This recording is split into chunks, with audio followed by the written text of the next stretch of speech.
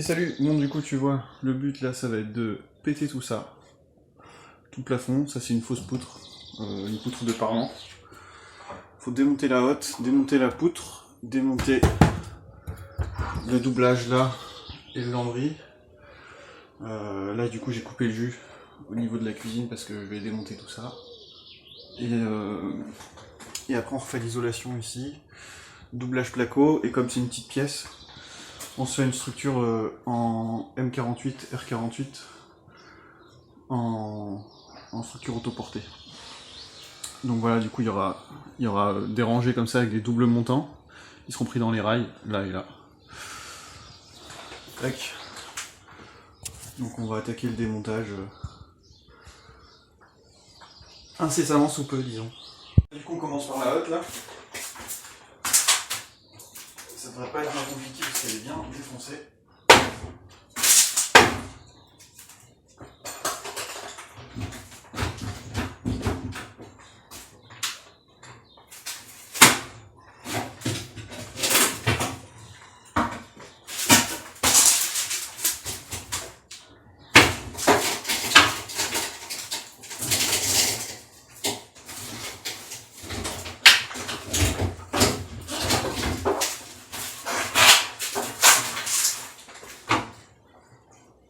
Bien dégueulasse.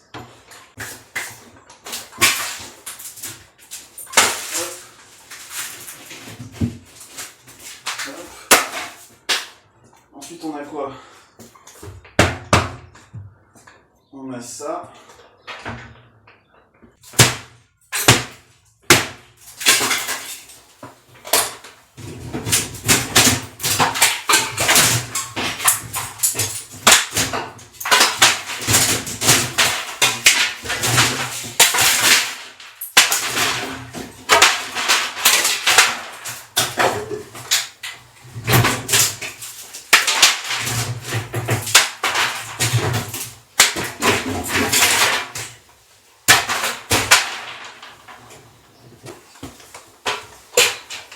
Deux sorties de la gaine.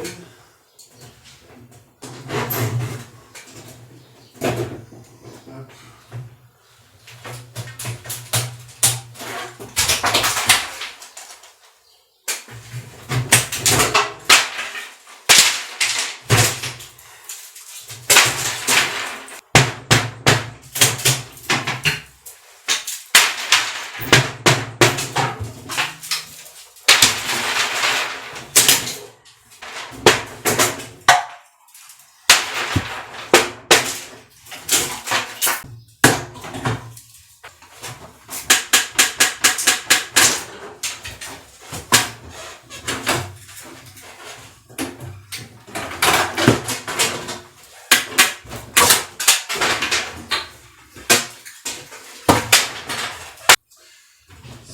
Ça.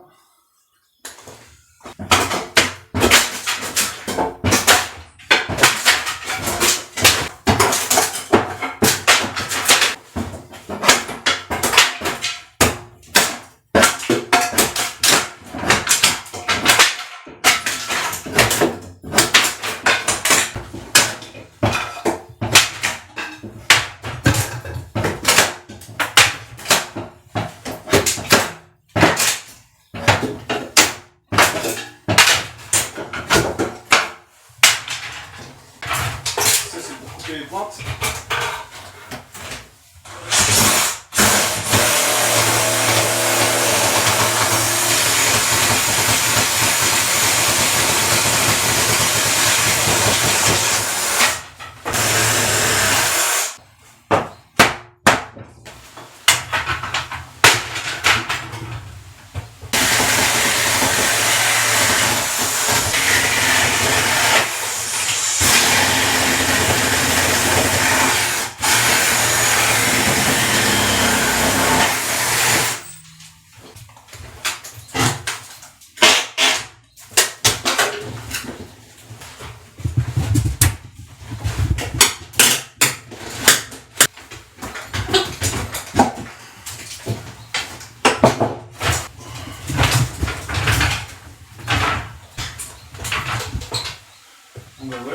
chose de fait, tout ça c'est démonté.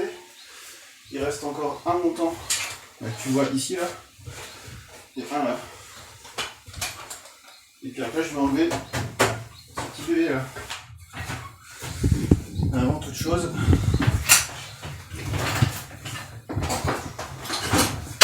on va se faire un peu de place parce que c'est bien de travailler en sécurité.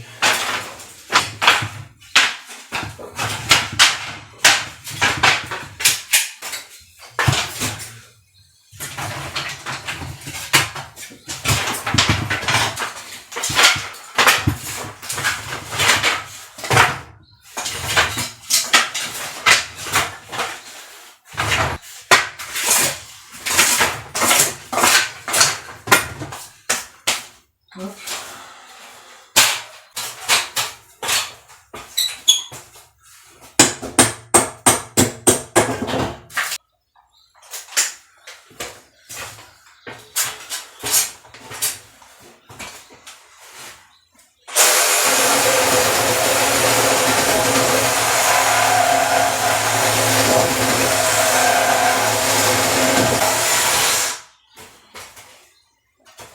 En plein dans un nœud.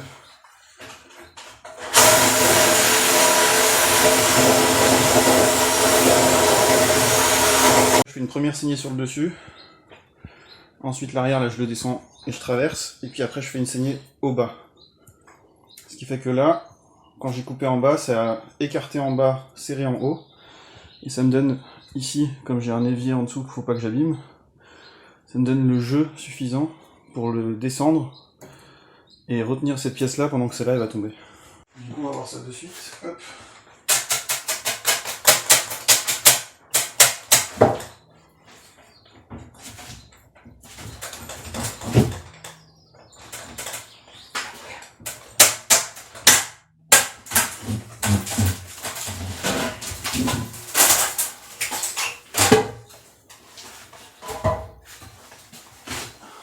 Facile. Et voilà, pour dire le styrodium. Il ne doit pas tenir à grand chose.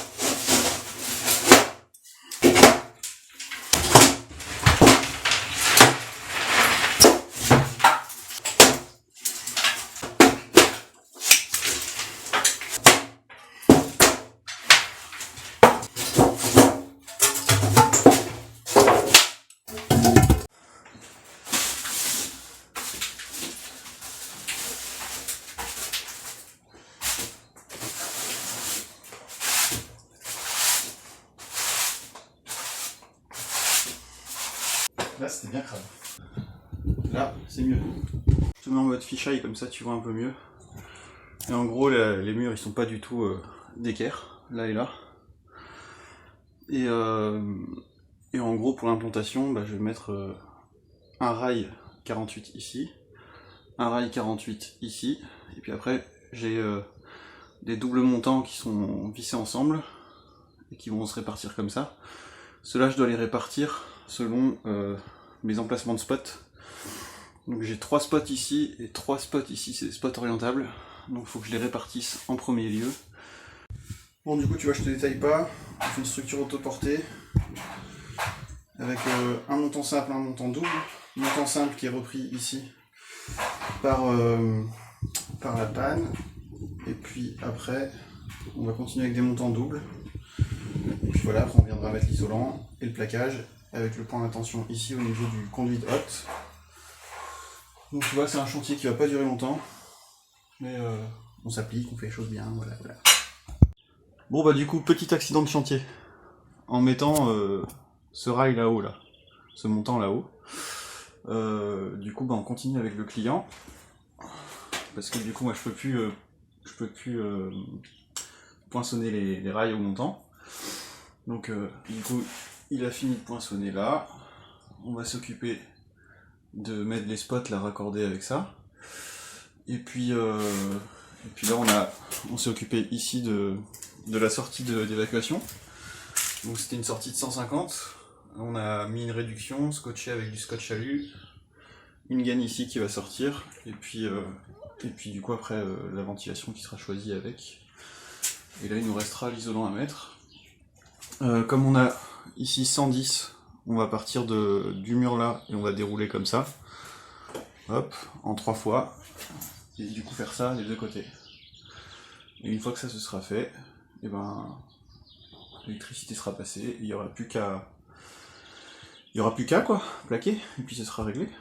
Alors du coup, isolation faite, on a le câble qui passe juste là, et il ne nous reste plus que l'électricité à faire avant de faire le plaquage. On a déjà marqué nos emplacements de spot, donc j'ai un axe ici, qui lui est à 50 du mur, et j'ai un axe par là, qui est à la moitié du reste. Et puis après on se les a mis ici en fait dans le sous-pente on a tracé un carré, on s'est mis un à l'axe, pas du carré, du rectangle, et après à la moitié là, et la moitié là, on a divisé en 4 le rectangle en fait. Ce qui fait qu'on a une ligne, là, le trait c'est une ligne de spot, une ligne de spot, une ligne de spot. Donc on est vraiment parti perpendiculaire à cette façade là. Dans le souci d'être régulier, on aurait pu aussi partir en biais là, là et là. Mais esthétiquement, je trouvais que ça faisait moins joli. Sachant que c'est des spots orientables, ils pourront de toute façon être dirigés par là, par là. Du coup, tu vois, on a géré les spots là. On les a démontés. On a pris les petits boîtiers qui sont ici. Et on a déjà prévu nos longueurs de câble. Du coup, on n'a plus qu'à passer le câble, à raccorder. Le plan, il est là. Donc ici, notre arrivée, elle est là. On vient à celui-là. Et de là, on a 58,5, donc j'ai pris 65 cm de câble. Pour aller là, j'ai 1 mètre, un peu plus d'un mètre 20. 1 mètre 10, 1 mètre 20. Et là, re 58. Donc du coup, ils sont tous pré-câblés. Il n'y a plus que le dernier, là, qui n'a pas été câblé. Mais du coup, on va le faire quand on aura passé le câble. Les connexions, on les a faites directement. Et puis après, on n'aura plus qu'à percer à nos emplacements dans le placo et ce sera réglé.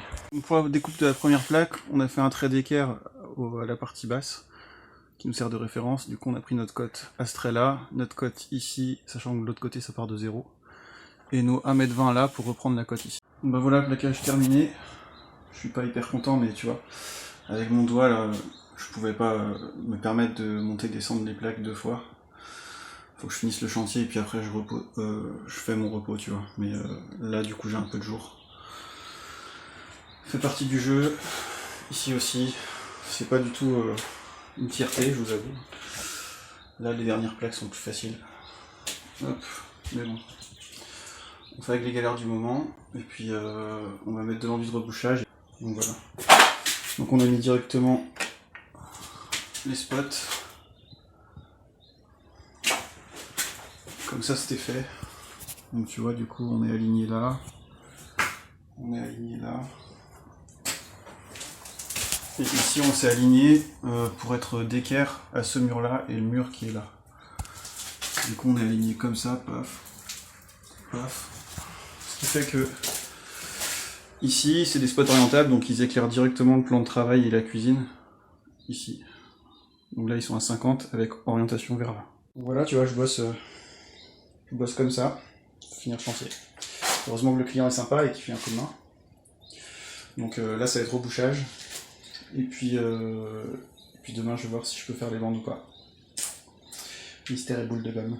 Voilà, les aléas du chantier, tu vois. Il faut se démerder, faire en sorte que le client soit pas dans la merde. Et puis voilà.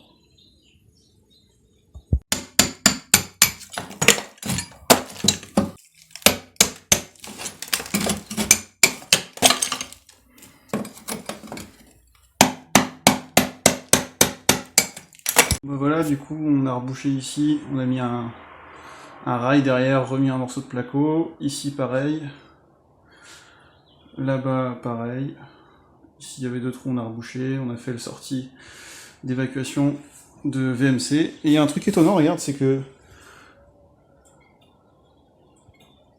tu vois ici c'est moins allumé, Ici c'est beaucoup allumé. Et là c'est très peu allumé. Donc en fait, il y a 3 modes sur l'interrupteur, je sais pas d'où ça vient, je connais pas ce principe-là. Et donc ici on a remis une plaque parce que c'était complètement pourri, et derrière ici aussi, derrière les tuyaux d'eau. Donc on l'a laissé 1 cm par rapport au cuivre pour la dilatation.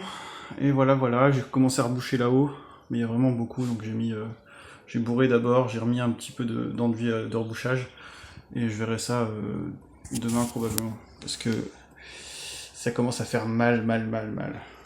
Voilà.